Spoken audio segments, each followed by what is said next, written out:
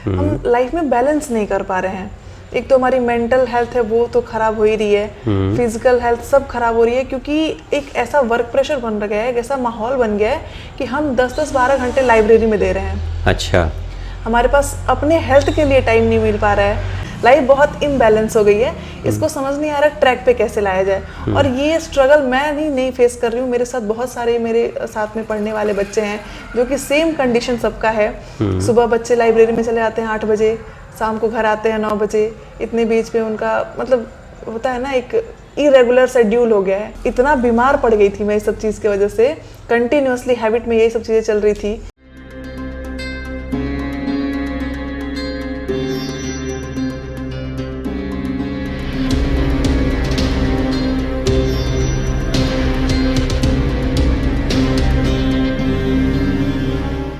तो इसको हम कैसे ठीक करें, अपने लाइफ को कैसे वापस ट्रैक पे लेके आए। अभी क्या कर रहे हो आप? अभी मैं यूपीएससी की प्रिपरेशन कर रही हूँ। मैं अब यहाँ से चली गई हूँ, दिल्ली रहती हूँ मैं अभी। बहुत बढ़िया। देखो हैप्पी, एक्चुअली क्या होता है कि आप जो कुछ भी कर रहे हो, आप चाहे यूपीएससी की पढ़ाई कर रहे हो, तैयारी कर रहे हो, या जो भी बच्चे कहीं पे भी किसी भी सेगमेंट में अपनी प्रिपरेशन कर रहे हैं, तो प्रिपरेशन तो आप कर रहे हो, ये मेंटल डिसीजन आपका है क्योंकि फ्यूचर प्लानिंग आपकी है। लेकिन बेसिकली अगर आप बहुत नज़दीक से देखोगे, करीब से देखोगे ना, तो प्रिपरेशन आप नहीं कर रहे हो, आपकी बॉडी कर रही है। हाँ जी। बॉडी कैसे कर रही है? जैसे आपकी आंखें देखेगी, आपके उंगलियां लिखेंगी, आपकी कमर बैठेगी, है ना, आपके पैर लेकर आपको जाएंगे। आपके अंदर जो सोच आती है, विकसित होती है, पॉजिटिव और नेगेटिव, वो आपका पेट डिसाइड करता है। आपके बॉडी में एसिडिक नेचर जितना ही ज़्यादा होगा, एसिड लेवल, उतना ही आपके पास ओवर थिंकिंग आएगी। और जितना ही आपकी जो बॉडी है वो अल्कलाइन नेचर की होगी, ओवर थिंकिंग कम होगी। आप अगर ऑक्सीजन, प्योर ऑक्सीजन इनहेल कर रहे हो तो आपकी थॉट अलग होगी। आप इम्प्योर ऑक्सीजन इनहेल करोगे, आपकी थॉट अलग होगी।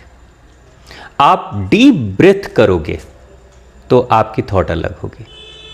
आप शैलो ब्रीदिंग करोगे, हल्की सी, बस यहाँ तक ब्रीदिंग आ रही है, बाहर जा रही है, आ रही, बाहर जा रही, तो उस समय आपकी चीज़ें बदल जाएंगी। तो बेसिकली है क्या कि आपकी फ्यूचर की जो प्लानिंग है वो माइंड डिसाइड करता है, लेकिन उसने बस एक कमांड दे दिया मुझे ऐसा फ्यूचर चाहिए, मगर सारी प्रिपरेशन बॉडी करती है। और बॉडी को क्या चाहिए? बॉडी के लिए 2 चीज़ें सबसे ज़्यादा इंपॉर्टेंट है, इनफैक्ट 3 चीज़ें।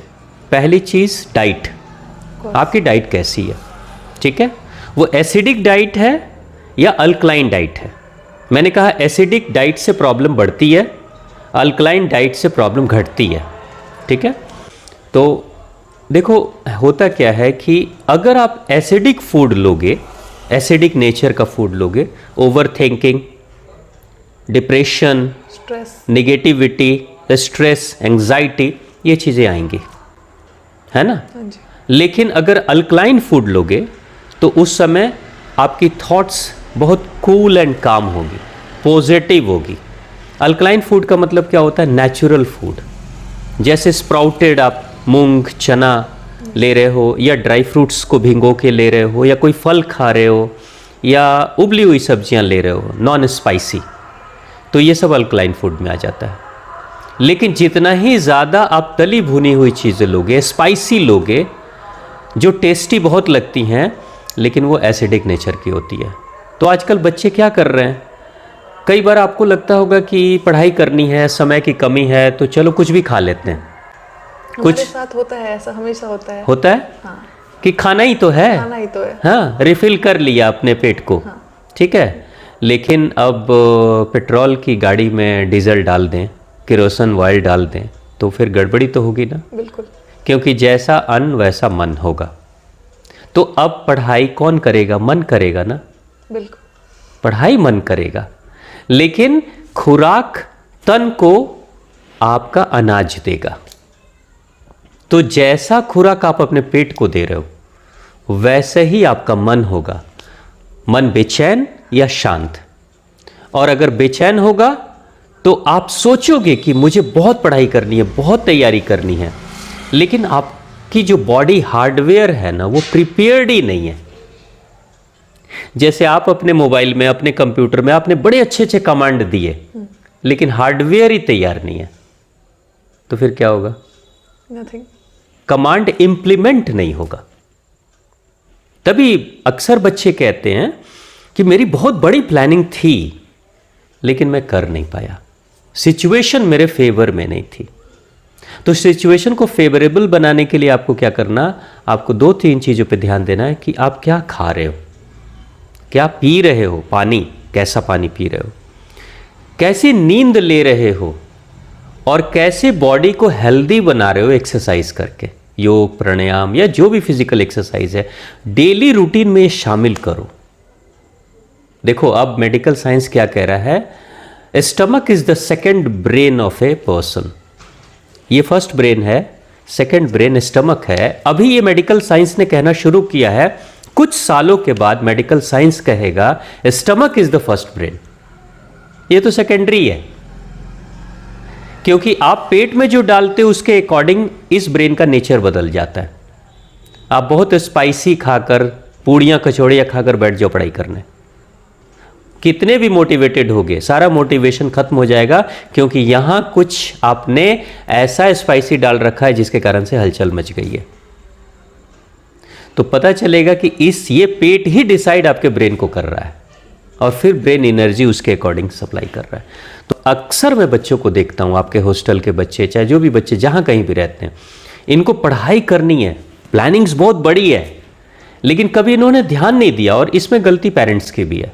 पेरेंट्स को भी लगता है, अच्छा चलो खाना खा रहे हो ना, बच्चों को भी लगता है भाई खाने में टाइम क्यों बर्बाद करें। मैं ये नहीं कह रहा हूँ कि आप बहुत समय लगाकर खाना खाओ, मैं कह रहा हूँ हेल्दी खाना खाओ, आप नेचुरल खाना खाओ।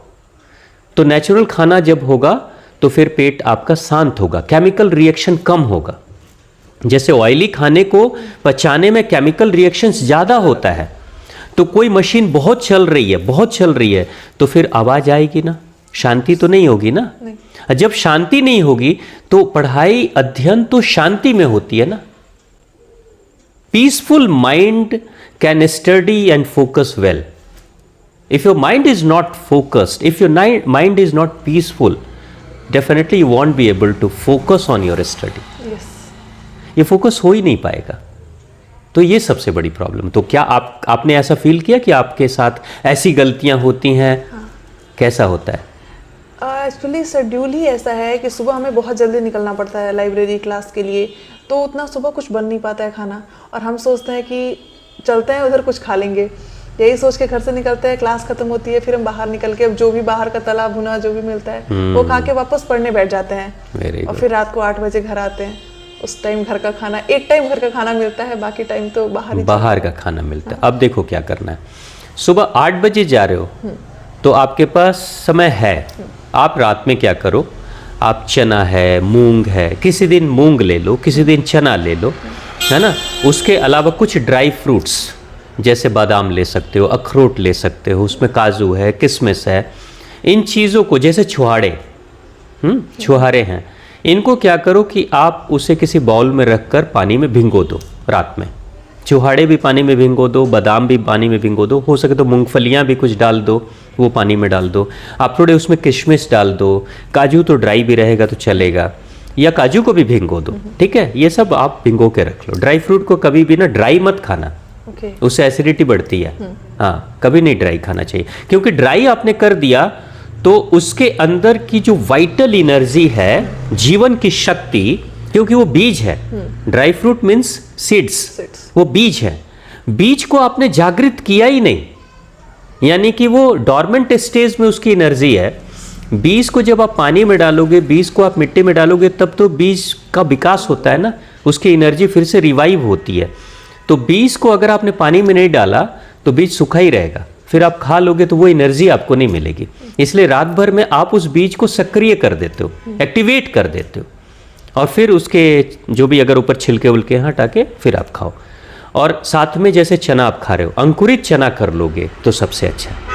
मूंग अंकुरित हो सबसे अच्छा है। इन सब को मिक्स करके हल्का थोड़ा गुड़, थोड़ा गुड़ ले लिया, और गुड़ के साथ में आप थोड़ा भी खा लोगे ना, इतना भी खा लोगे 100-200 ग्राम भी, और उसके बाद चले जाओगे तो फिर क्या होगा, वो रिच फाइबर है। इस फाइबर के कारण से, फाइबर क्या करता है कि पेट की सफाई करता है, पेट को डाइट देता है, लेकिन बेस्ट टॉनिक हमारी बॉडी के लिए वो फाइबर ही है जो लार्ज इंटेस्टाइन में भी जाता है, और जो गुड बैक्टीरिया है ना उनके लिए वो डाइट बनता है। तो हमारी बॉडी के गुड बैक्टीरियाज का जो ग्रोथ है वो बढ़ता है उससे।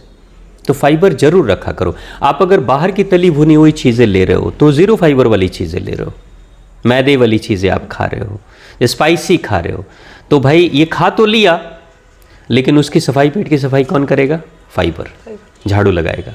तो ये 8 बजे जाने से पहले आप सुबह में खा के जाया करो, या फिर अपने बैग में आप एक एप्पल रखो, आप कुछ फ्रूट्स रख लो, ठीक है, वहाँ तो आप खा सकते हो, कोई प्रॉब्लम नहीं, वो खा लो।